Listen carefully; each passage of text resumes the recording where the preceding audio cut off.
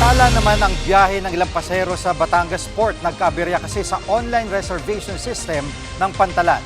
Live mula sa Batangas Port, nangunguna sa balita si Mon Gualdes. Mon, anong naging dahilan ng aberya? Yes, Jiggy, may inlusad nga kasing online reservation assistance system o yung tinatawag na ORAS dito sa Batangas Port. Pero imbis daw na makatulong yung ilang mga nanibagot na lito, hindi maiwasang mabad trip at uminit ang ulo.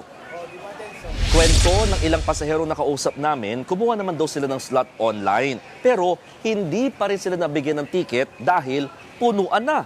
Nitong Lunes lang sinimulan nga itong pagpapatupad ng online reservation system.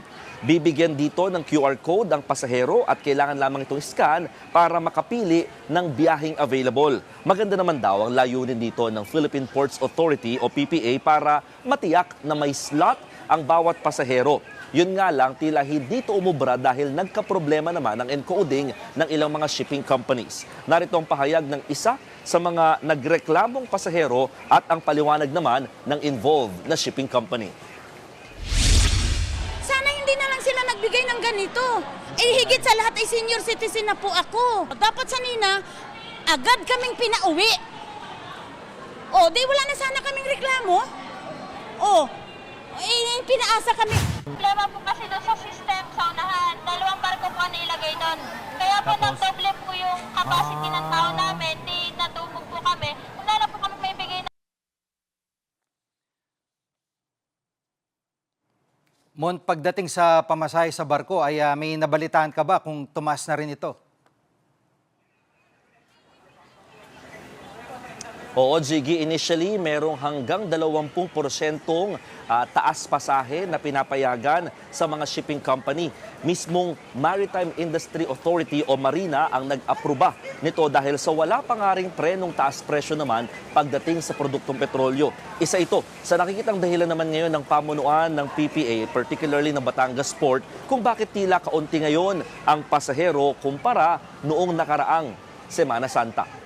Jiggy. At sa ibang sitwasyon sa ibang pier ay kumusta naman?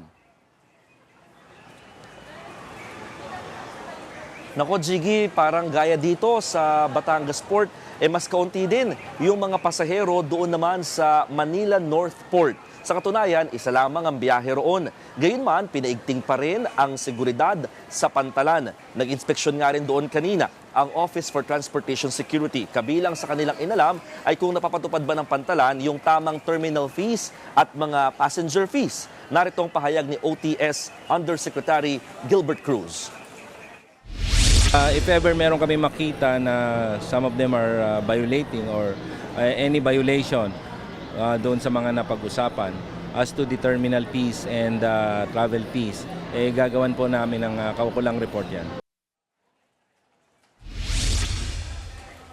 Jiggy, paalala lamang sa mga kapatid nating babiyahe pa lamang mamayang gabi hanggang bukas ng umaga, iwasan na ho na magdala ng mga matutulis na bagay, maging yung mga flammable materials para iwas na rin sa abala at aberya at mas maiging dumating ng ilang oras bago ang inaasahang mga expected na travel or trip ng inyong mga barko. Yan muna ang latest. Balik sa iyo, Jiggy. Mon Gualdes po, live mula sa Batangas Port. Mga kapatid, Jiggy Manikad po, pagdating sa mahalagang balita sa loob at labas ng bansa, dapat una sa lahat, mag-follow at mag-subscribe na sa social media pages ng News 5.